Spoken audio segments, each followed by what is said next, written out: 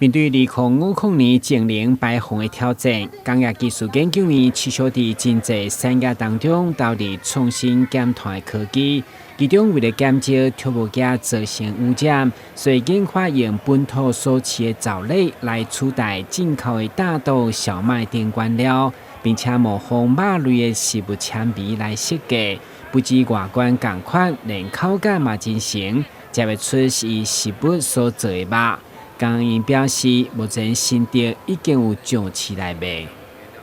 展品上面的物品可以把这个藻类的蛋白做成相关的 TPP， 就是这个城市的这些蛋白质，然后后面就可以给厂商去添加到里面做一个食材的加工。我们可以在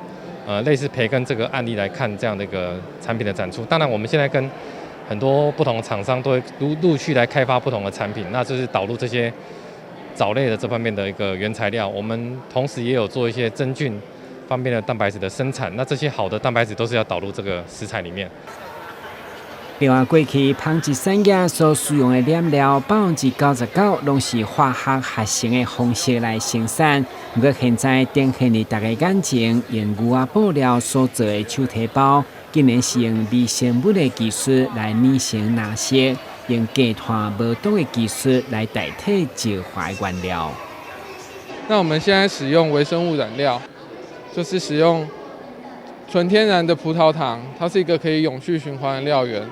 再者，我们的制程它是没有高温高压，就是常温常压30度C 的一个制程。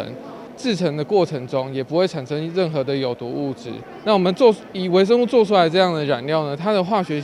物性、化性还有它的结构跟化学染料是完全一样的，所以完全不会改变现在牛仔裤染色的任何一个制程。所以可以直接推广给厂商做使用，这样子。咱台湾有真侪加工制造，甚至是高污染的产业，虽然扮演地方经济重要角色，不过面对净零排放的功课，一定要找方法、找机会，勇敢改变。今日新闻，古文何乔邦采访报道。